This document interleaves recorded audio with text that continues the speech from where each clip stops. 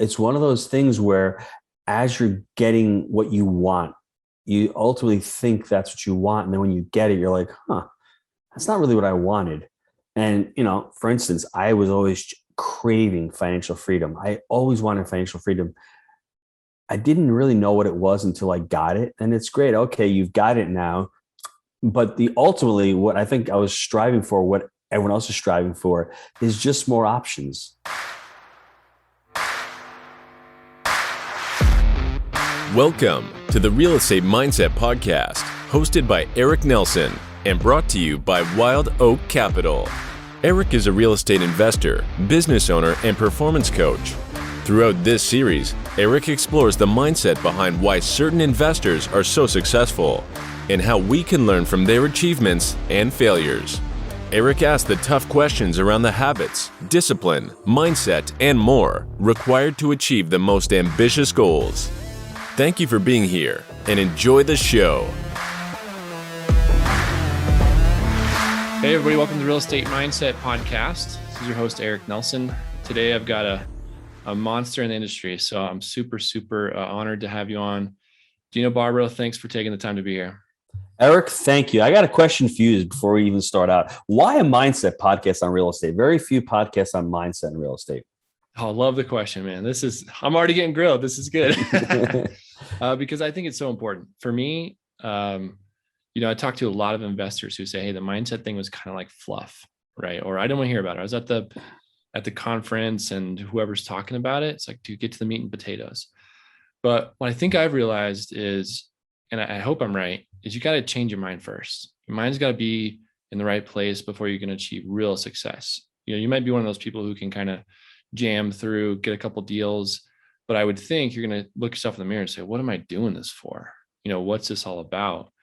And your mindset needs to be there for long-term success, in my opinion. So that's really kind of the purpose behind the mindset piece of this. I mean, I really want to educate people to get an understanding of what that looks like. That's the goal. So what I would add to that is your behaviors are belief driven. So if you can believe you can do it and you have the right mindset, then guess what? You're going to pick up the call. You're going to talk to that investor. You're going to analyze that deal and put an LOI in. But if you don't have the right mindset or you don't have the right beliefs, that's not going to happen. And number two, you said the meat and the potatoes. The meat and potatoes are different for everybody. I may have different goals or different mindset than the next individual. We have to understand what that looks like. And I think people are afraid to do the work because sometimes they may not like what they see. It's important to flesh out your mindset and to flesh out your values. Because if you don't start from a values-based decision-making and you don't understand what that is for you, I may be the person who loves to look long-term and figure out why I want to hold a deal for many years. Somebody out there may say, I'm not a long-term person. I want to do transactions. That may not lend to multifamily. That may not be the way you get wealthy in multifamily. But if you don't know these questions, these answers that you're asking yourself, it's not important. That's why I asked you mindset. And I totally agree with you 100%. You need to have the right mindset. And there's a couple ways to do it. Listen to shows like this. Listen to high-level thought leaders. I love Zig Ziglar, Jim Rome, Tony Robbins, Norman Vincent Peale. I mean, the list goes on, even Napoleon Hill, but I think you need to do work on yourself. And I think it's constant growth and constant improvement. So if you can continue to do that and surround yourself with those people, because your success is based upon your peer group. Basically, you look around and see who you're hanging around with. That's how much money you're going to make in the next 3 to 4 years. Unfortunately, that's just the reality. And if people don't agree with that, take a look. As soon as I got out of the restaurant industry and I started hanging out and stopped hanging out with people who were making minimum wage, I all of a sudden started making serious cash. And why? Because I had a partner who was amazing and I had Jake who was amazing as well. They both had pretty high IQ. They also had, higher net worths. And as soon as you start going into that crowd, you start hanging out with those people, they push you. They start holding you accountable. They start giving you the fuel to do better instead of the other group that was like, it's okay. Let's take the weekend off. We can go watch a football game. Nothing wrong with that. There's nothing wrong with either. I'm just saying, where do you want to be? You can choose. And your mindset is all about that because the weak mindset would say, you know what? No, I can't be that person. I can't be that successful. I've got to be in this crowd. So understanding that his mindset is the most important thing, I think will change a lot of people's lives. Oh, totally agree. First of all, there's like a million things I want to come back to there. But let's take a full step back, for those people who don't know who you are. I mean, I think most, GPs, people kind of in this world do, of course, but there's probably some passive investors who don't. Would you kind of give us a quick background? Where are you from? I mean, I love that you touch on the restaurant thing. I mean, I know that background of you as well, but could you kind of give us your history and then what led you to real estate? 30 seconds. I promise I won't make this long because it could be good luck. Yeah. It could be the whole show. Immigrant parents. I'm Italian, born in New York, went to college, got into the restaurant business because my dad owned one. I thought that was the place to make a fortune, to become an entrepreneur. I was the classic mom and pop. Hey, that worked in the 90s and early 2000s. We crushed it. I made a very good living up until about the Great Recession, when all of a sudden DoorDash and Uber Eats and Domino's and everyone started dominating the space. And I'm this mom and pop, got really frustrated, said, I want to do something different. Met Jake at the restaurant. He's a pharmaceutical rep, getting catering orders out of the restaurant. Sunshine Act comes, Obama destroys healthcare. Things start getting rewritten in that space. He's working harder, making less. I'm working harder, making less. Real estate looks like a good thing back in 2009, 2010. We decide to partner up. Jake moves down to Knoxville, Tennessee in 2011. We take 18 months to find that first deal. And I was fortunate because I had done a couple of crappy deals. I had been in a mobile home park that did not do well. I was in a strip mall that did not do well. I made a couple of mistakes, but for some reason in 2009, I'm like, my limiting beliefs, my mindset, I just want to own a couple of small assets that can help me pay. I've got 6 kids. We homeschool our 6 kids. So I just want to make enough to put them through college. And I just want to be able to have enough to pay for their weddings. And I'll stay at the restaurant. I can't leave the restaurant, right? It's in me. 2013, we buy that first deal. And then we're off to the races. 3 years later, I'm able to leave the restaurant. And then, up till now, our first 1,000 units, we bought them by ourselves, no syndication. We're just able to refinance money, buy the next deal. In 2018, we syndicated our first deal. And we've had 3 syndications since then. So it's been an interesting ride. I've learned a lot. And for me, real estate is amazing if you look at it from the perspective of trying to be an entrepreneur. I looked at it from the wrong perspective when I first started out. I thought I was just buying assets. I thought I was buying a building here and a building there. But once you see the power of real estate, where you can start scaling up, you can start implementing systems, and you can start creating complementary streams and additional streams off of that real estate, it's like, wow. The sky's the limit. And people are like, well, how can you monetize in so many things if you only own a little bit? But if you only own a little bit of an education company, a small piece of a syndication company, a small key piece of a property management company, and then you own your assets, you can see how big and how symbiotic and how synergistic the whole operation can work. But for me, the thing that I failed to mention was I went to coaching school, life coaching school. I became a life coach. So to me, the mindset when I did that, it just completely changed everything. From there, you could see the growth for myself, having that mindset of, I don't want to call it a scarcity mindset, but yeah, it was, to the abundance mindset, having those limiting beliefs and being able to challenge those limiting beliefs and those assumptions, because I had bad partnerships back in 2004, 2005. If my old mindset said, getting into a partnership is risky, well, you wouldn't be talking to me right now because I wouldn't have gotten into partnership with Jake. So understanding how to balance that and how to work through that and how to take responsibility for those mistakes and how to go forward is really the crux of, having that mindset. Oh yeah. I love it. And first of all, a couple of things you said too, like, I had that limiting belief myself too, in regards to partnering. It took my coach, you mentioned coaching. He's a friend, an awesome coach, just to really challenge me and say, hey man, why aren't you partnering? What's the deal here? So yeah, I mean, I love the coaching. I love the piece of limiting beliefs as well. And one thing you said that's really cool is you said you were fortunate to have bad deals. So, there's a huge mindset piece too of like, you can either take a quote unquote failure, right? A bad deal, and say, screw real estate. It's not for me. It's not for anybody. You lose money. It's all fake, and bail. Or you can say, you know what? I'm fortunate, is what you said, to have bad deals. I know how bad deals look. Here's the piece where it went wrong, and here's how I can do it better. And I love that mindset. So go ahead. No, it's important to understand that. That's why you need to have that why and that mindset, because I could have quit. I mean, I basically gave $172,000 to a guy we nicknamed Maserati Mike, basically blew the deal. I ended up going into a strip mall then in New York that I owned for 10 years. 10 years of my life, soul sucking. I lost hundreds of thousands of dollars, but that deal pushed me into multifamily, made me understand that it's not the deal's fault. I didn't know what a commercial lease was. I didn't know what a cap rate was. I didn't know how to value a deal. I didn't know what the market cycle was. It wasn't the deal that was risky. I was risky. So how do I limit the risk? By educating myself and by getting a coach and by getting a mentor. So for me, I had that realization. Obviously, I was a little bit older, but for everybody out there who's young and who scoffs at buying mentorships and joining these programs, there's a lot of value there because you're talking to people who have done it, who have the results. What do they do? What are they doing? Right now in this market today, what have they learned? And if you can get all that and compress that down, it would have saved me a lot of money. We're talking like 700-800 grand at least from those two mistakes, if not more. But we don't look at it that way. We only look at, hey, I can do it by myself, and we can all do it ourselves. There's no problem with it. But why would you want to do it yourself when you have people out there who have done it before and who can cut your time down and your mistakes and actually make it enjoyable in the process? Love it. So this is kind of good transition. I mean, now's a good chance for you to kind of pitch Jake and Gino, right? Because I actually love what you guys say.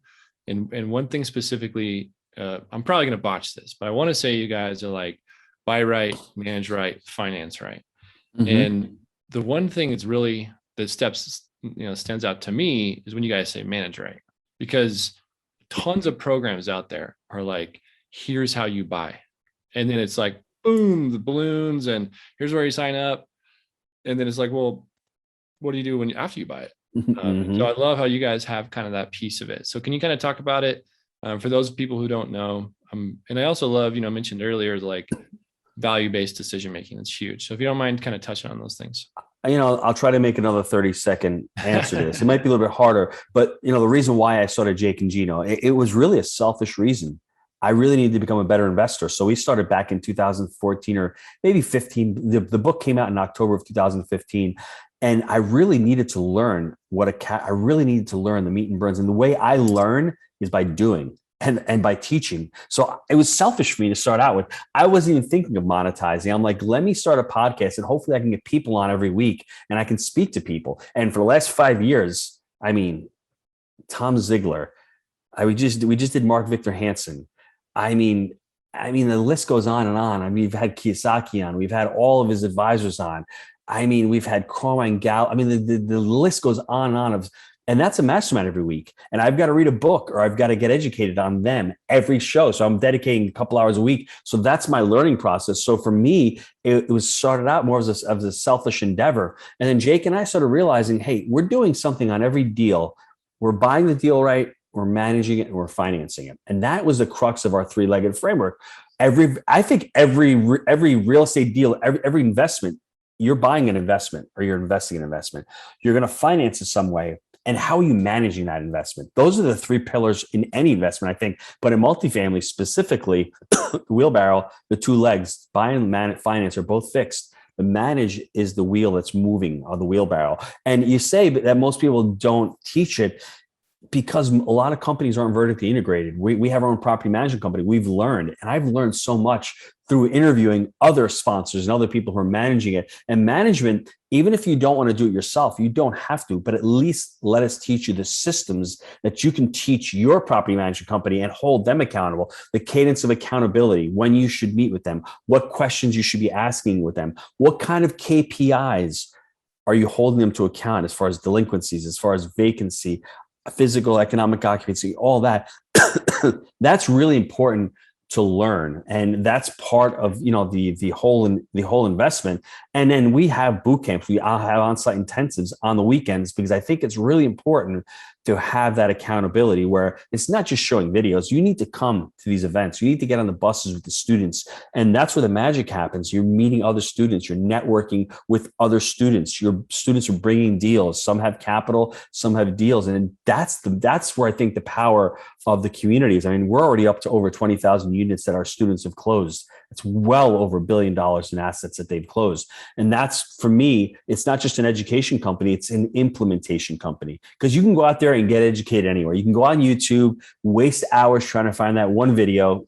We've got it everywhere. We've got the coaches. We'll teach students and people how to implement the stuff. Because, if Jake and Gino can do it, or Pizza Guy and Drug Rep, anybody can do it. It's not hard to implement, but it's really hard to find the people who've done it, who show you how to do it. So I think that's what you said, I guess you would call a unique selling proposition. We love to manage, right? Because we manage our properties every day. And that's a way for you to really stand yourself out above head and shoulders above the competition, because let's face it, the C space is underutilized. There is no management in the C space. They're the forgotten crew. All they know is rent raises. And you know what? If they're lucky, if they get their stove fixed in 3 weeks, if you can learn that process and bring customer service, not only are you going to get better rents, you're going to get better tenants, you're going to have a much better business. Yeah, I love everything you said.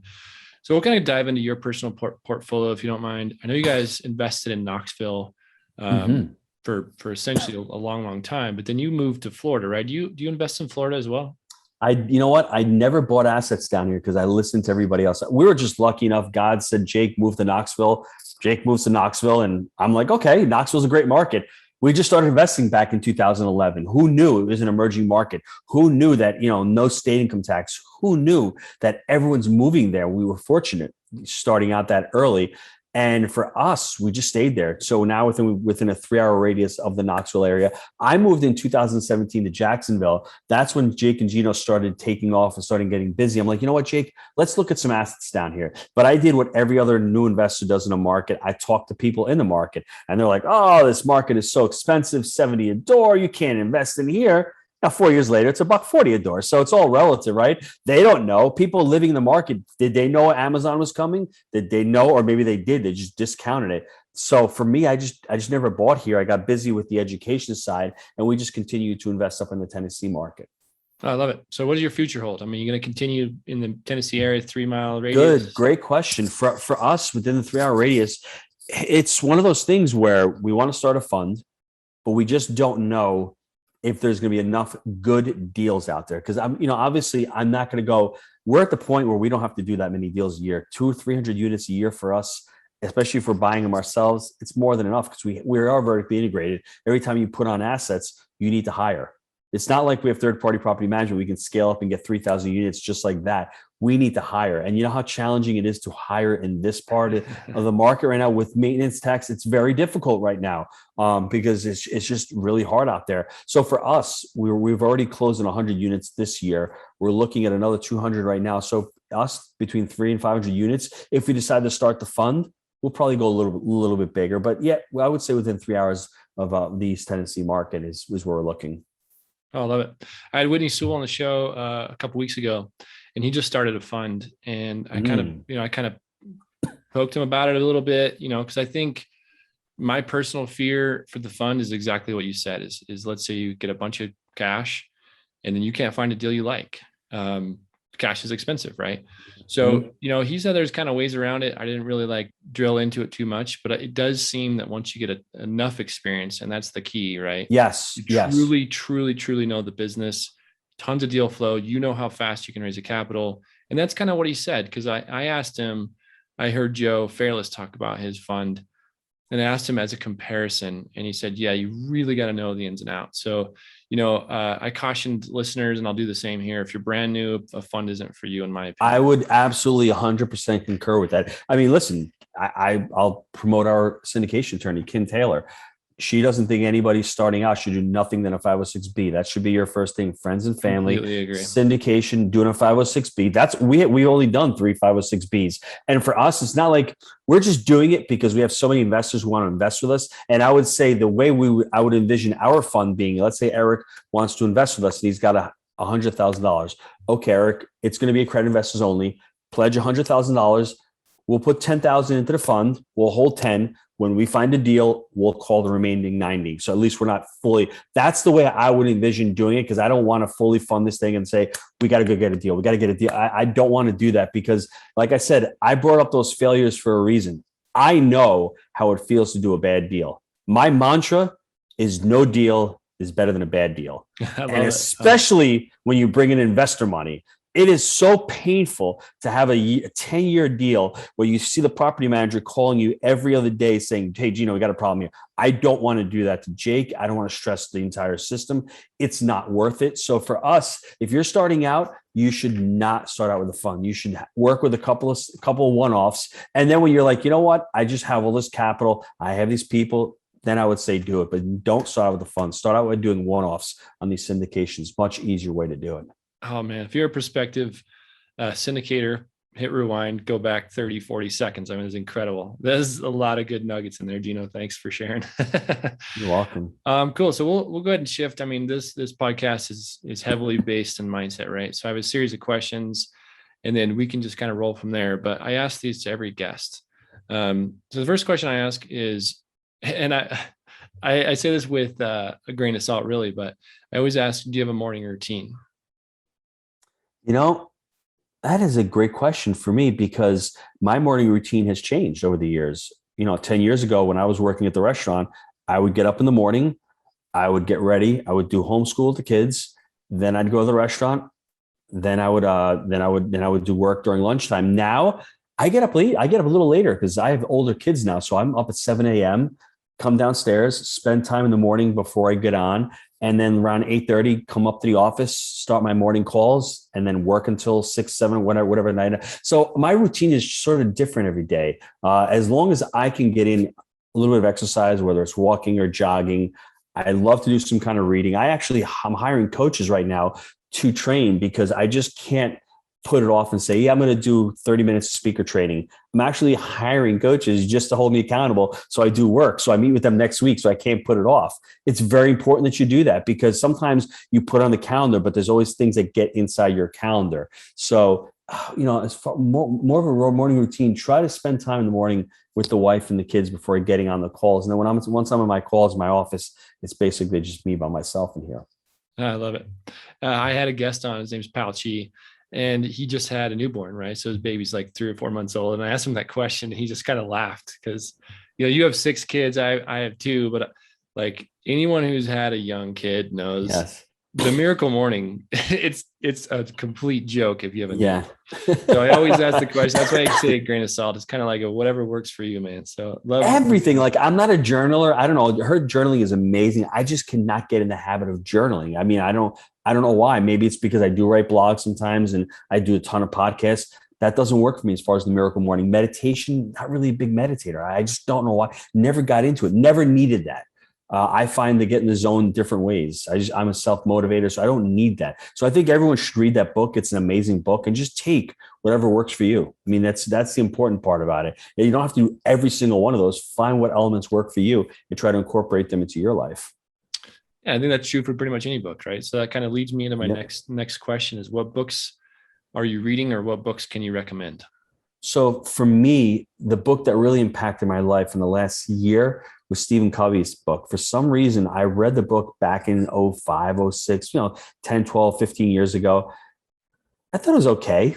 A big deal. I read it like a year ago. I'm like, holy crap, what the hell did I miss over here? There's like so much crap in here that makes total sense. Because now that you've become successful, you look back and go, wow, yeah, person of character. That's what we should all be striving for. Wow, think with the end in mind, 100-year mindset. No one, it's obvious to me now, sharpen the saw, seek first to understand, then to be understood.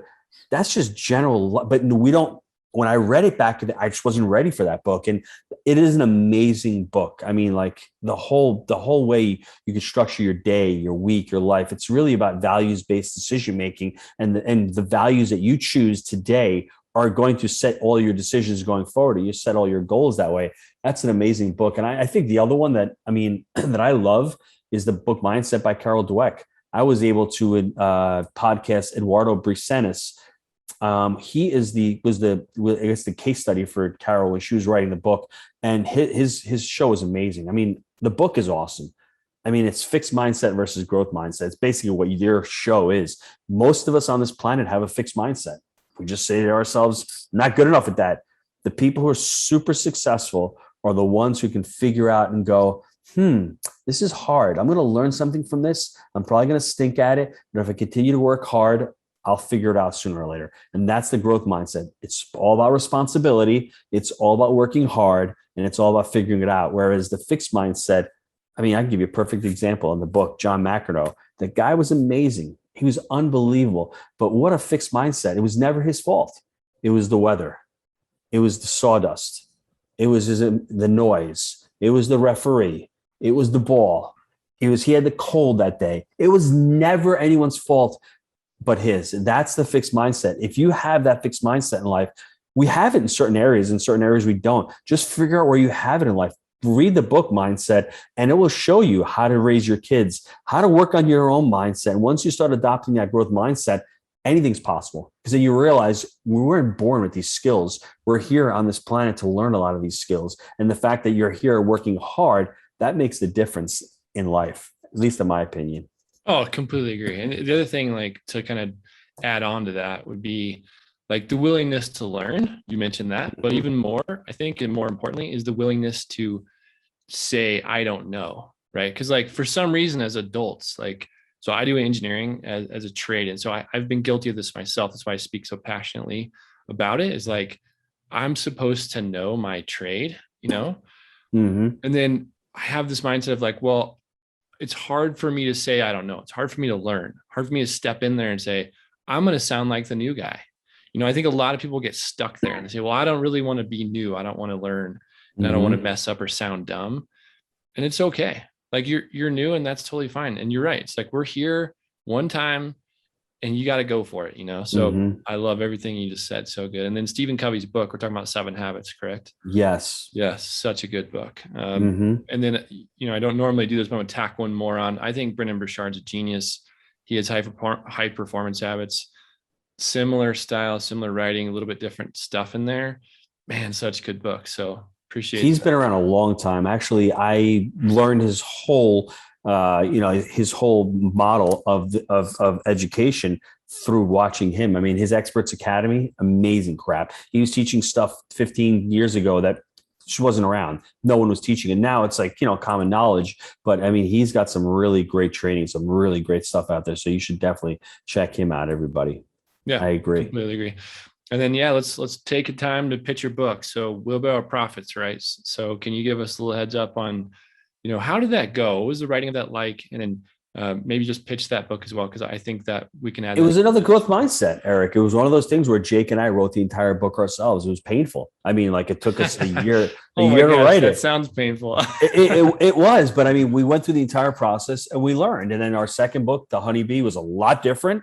And then our third book, you know, Creative Cash, we launched with one of our coaches, was even more different. And now we've launched our fourth one, Passive Investing Made Simple, with 2 of our coaches. It's a learning process, and each book has its own slant on real estate. The Wheelbarrow Profits is the 3-step framework. It basically talks about buy right, manage right, finance right. It talks a little bit about goal setting, but it talks about our strategy on how to refi these deals, whether you're refining them, whether you're buying them. We don't have any syndication in it because at the time we didn't syndicate deals. That's why we decided, hey, these guys have syndicated a couple hundred units. They raised millions. Let's write the book with them. Let's co-write it with them. Wheelbarrow Profits is just one of those books where if you're in the single family space or you're buying small multifamilies and then you read the book, you're like, wow, I need to get multifamily and this is how I can do it.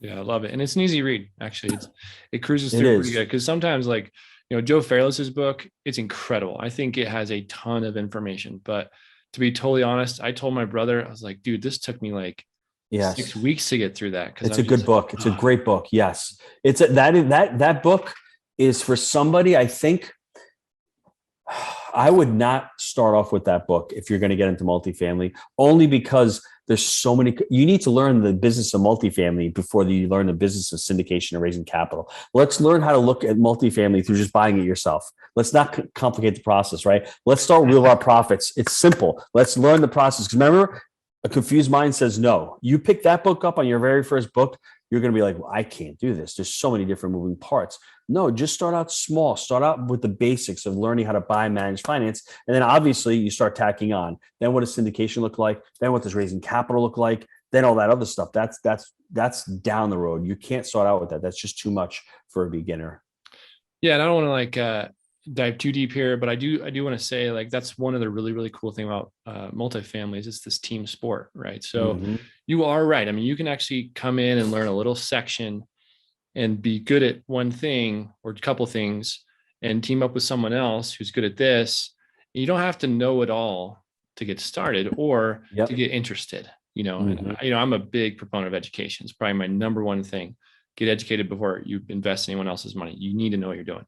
But you can still begin to learn. You can begin to join masterminds groups. There's tons of Facebook groups, tons of free info out there.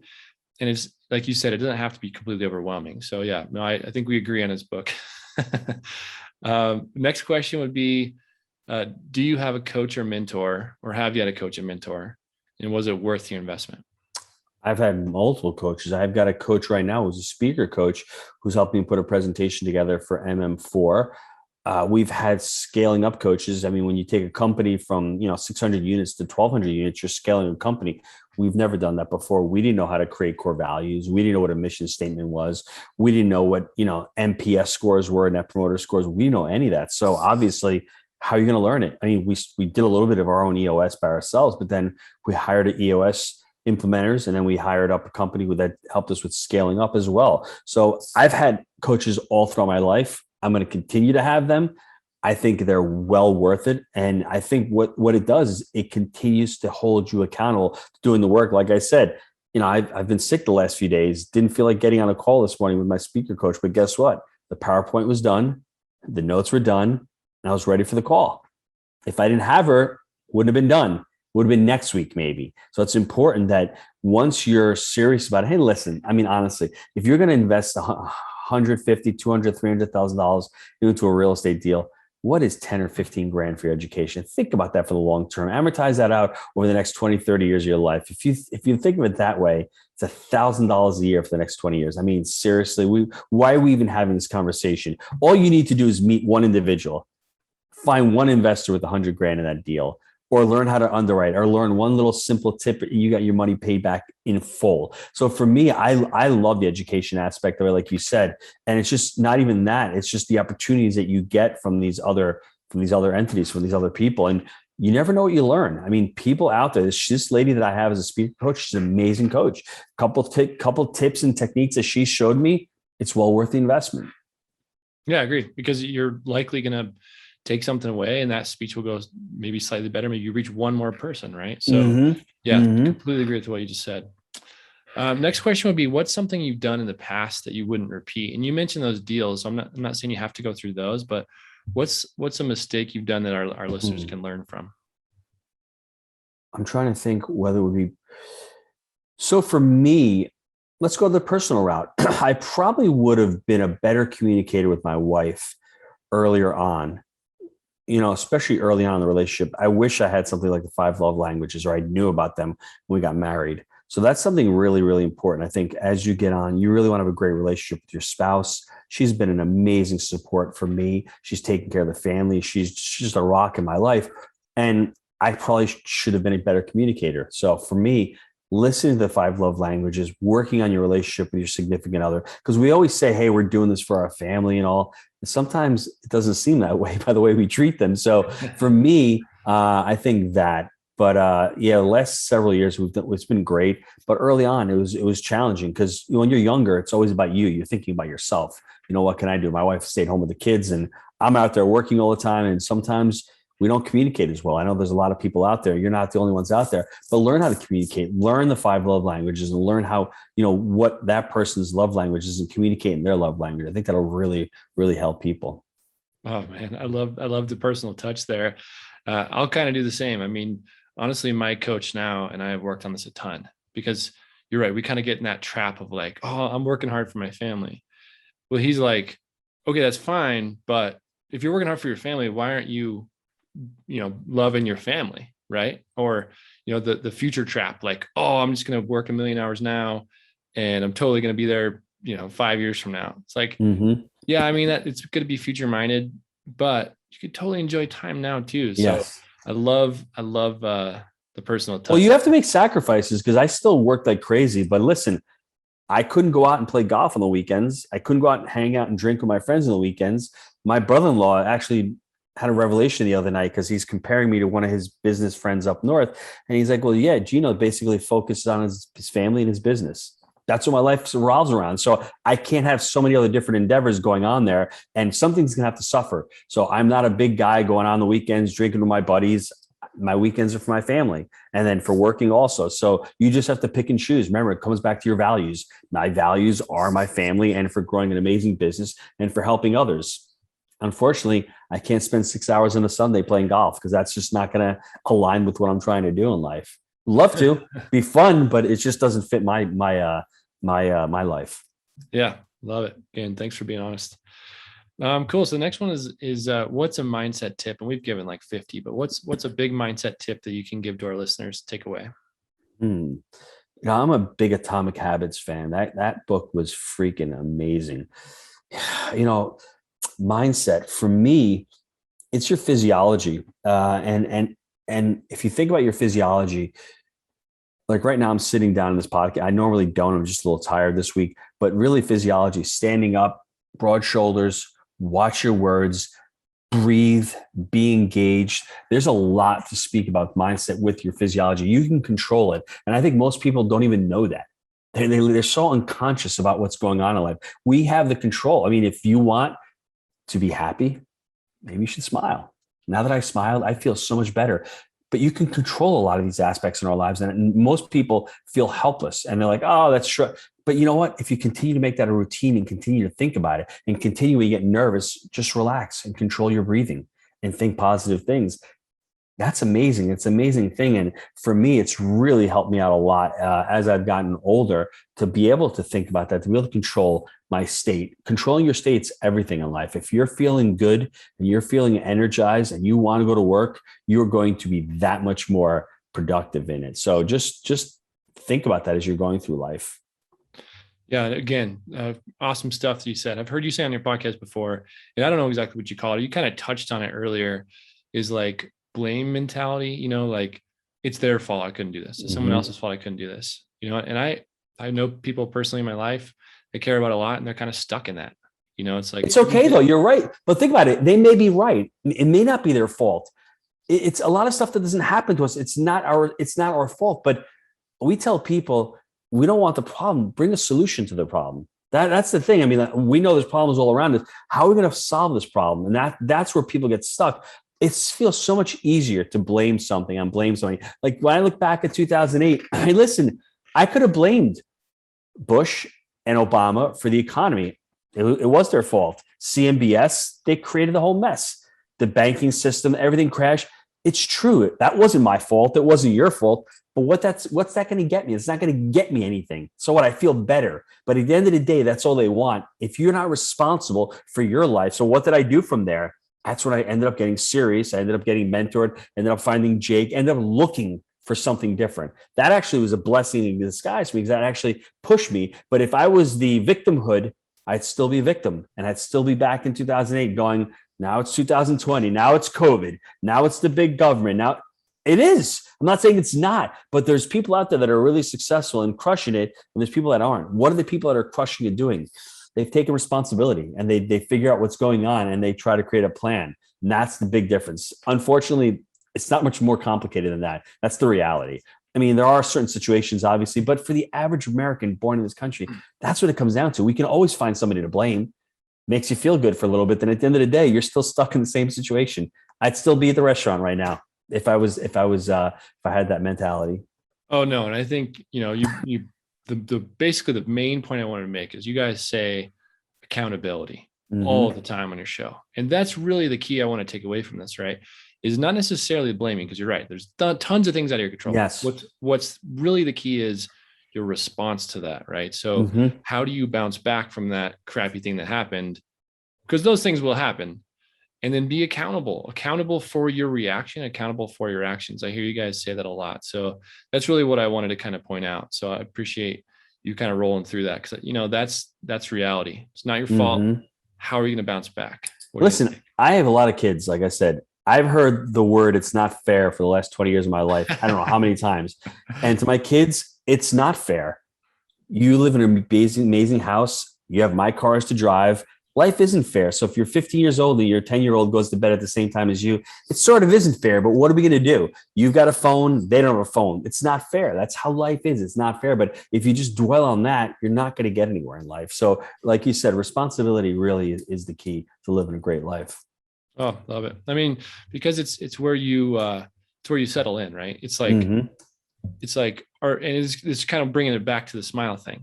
It's like, you actually do have a lot of control over the way you feel. And a lot of people don't think that's the case. So, you can take actions towards even just saying, hey, that sucked. Let's move on. How can I get better? How can I do better? And how can I feel better?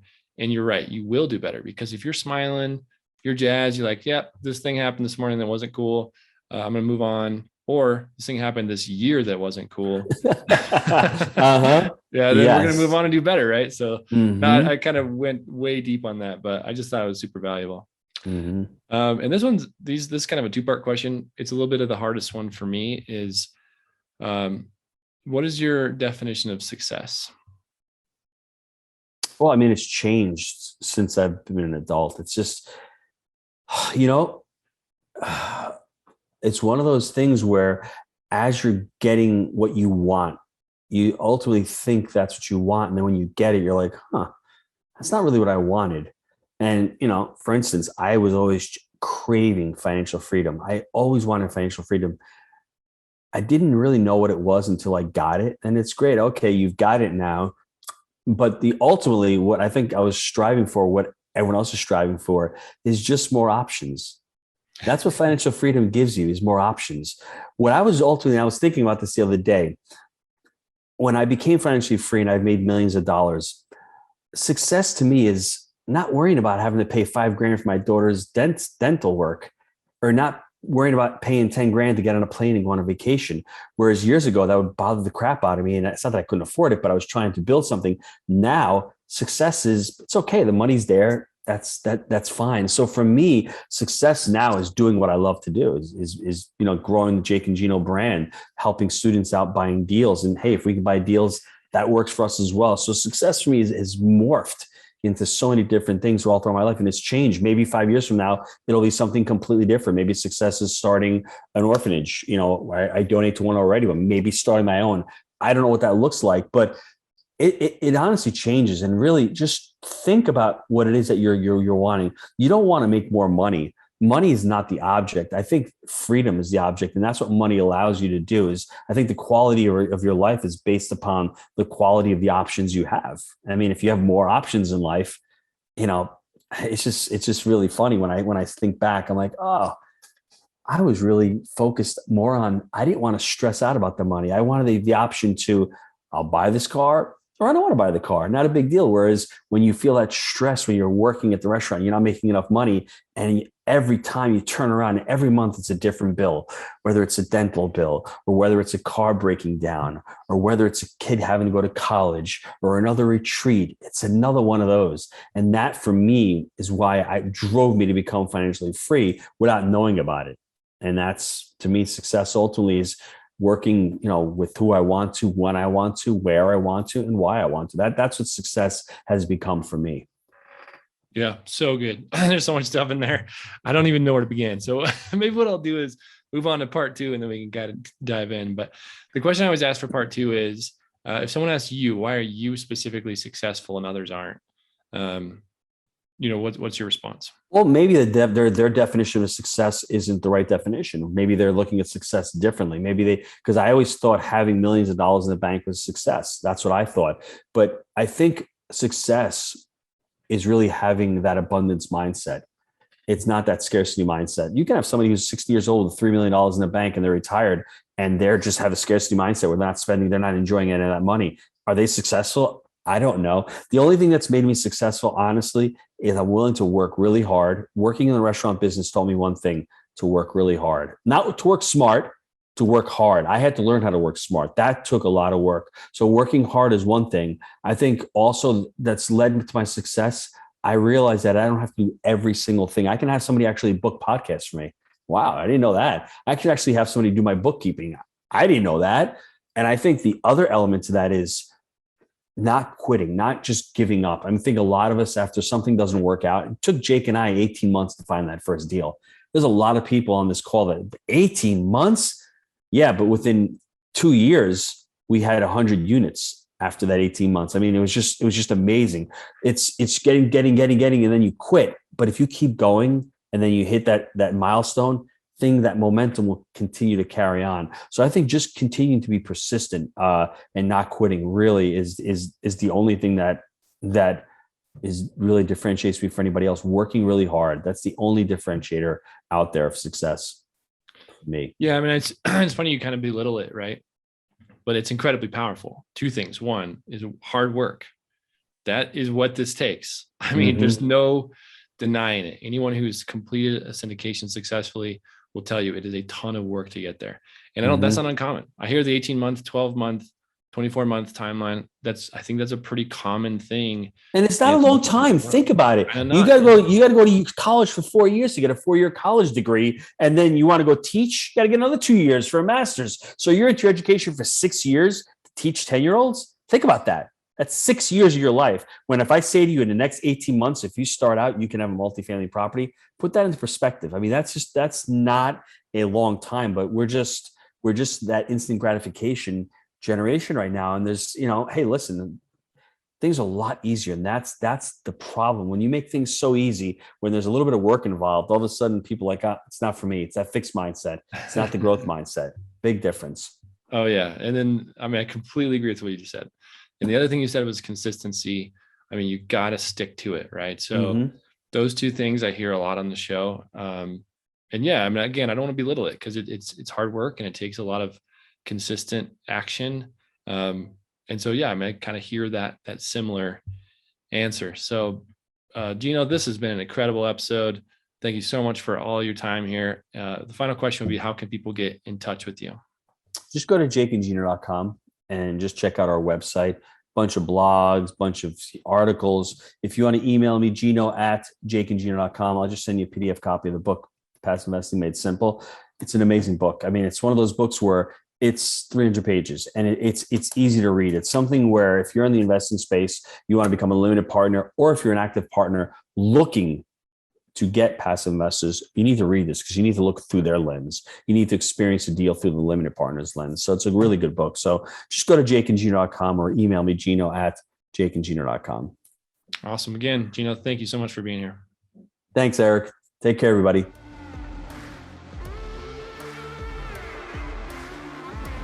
Thank you for listening to this episode of the Real Estate Mindset Podcast.